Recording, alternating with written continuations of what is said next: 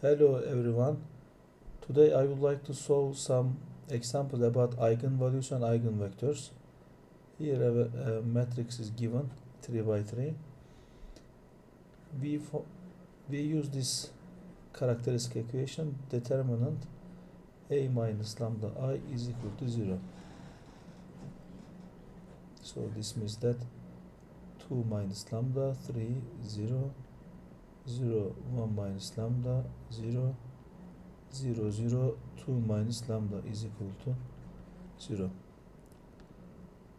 Most of you see easily that if we use the last row of the matrix, it is easy to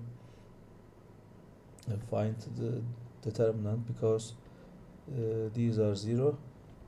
So this means that 2 minus lambda times the determinant of 2 minus lambda 3 0 1 minus lambda, which is equal to 0. And also it is again easy to calculate 2 minus lambda times 1 minus lambda, or let's say minus 0 is equal to 0. Then finally it is 2 minus lambda 0 squared times 1 minus lambda is equal to 0.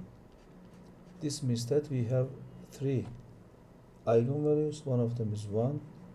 The others that we denote by lambda 2 and 3, 2. This means that we have not 2 eigenvalues.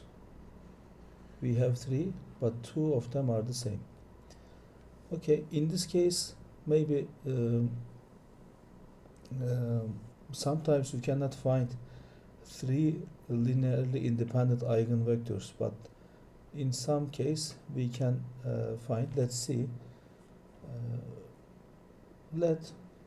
Okay, alpha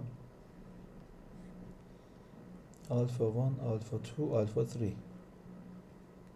Oh, I'm sorry for this. Be an eigenvector corresponding to lambda 1 is equal to 1, which means that a minus lambda 1 times I times alpha is equal to 0 vector. So since a lambda is equal to 1, we have here, okay, let me write it directly. We have here 2 minus 1, it is 1.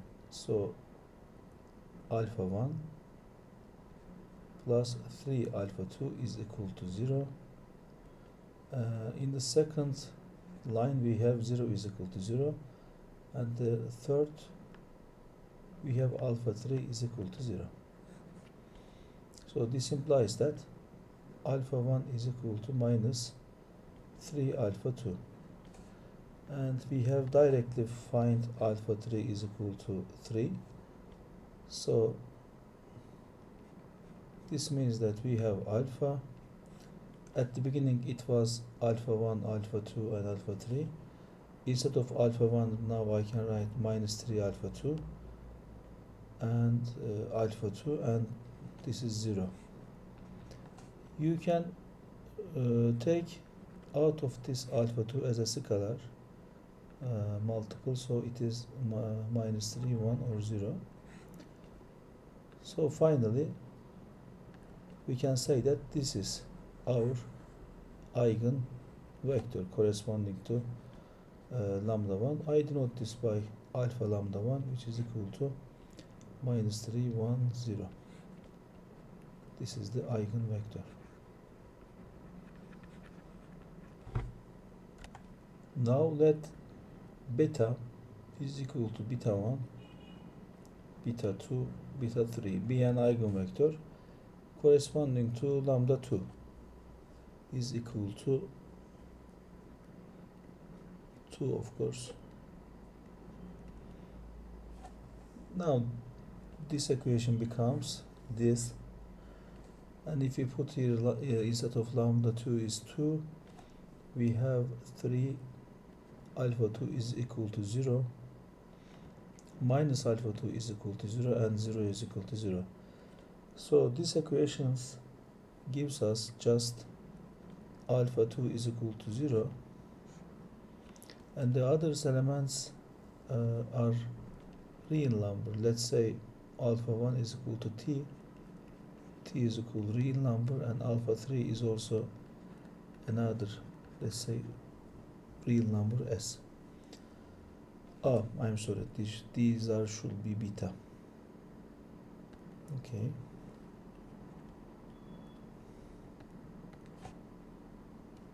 Beta.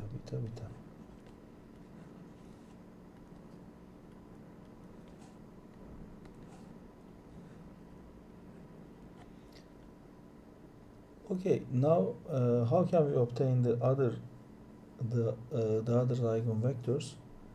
We have just only this. Okay, at the beginning we have beta is equal to beta 1, beta 2, and beta 3. Instead of beta 1, I can write t, beta 2 is 2, and the other component is s. So let's try to put this t out, and inside we have 1, 0, 0, and put s out, we have here 0, 0, 1. So here we have two linearly independent vectors here, and these are the others eigenvectors. Since we have 3 by 3 matrices, we need to obtain at least or maybe it's better to say at most 3 eigenvectors. So these are linearly independent eigenvectors. So actually we obtain the first eigenvector, and these are alpha lambda 2 maybe. For instance, we can denote it by 1, 0, 0. Not alpha. Beta lambda 3 is equal to 0, 1, 1. Okay.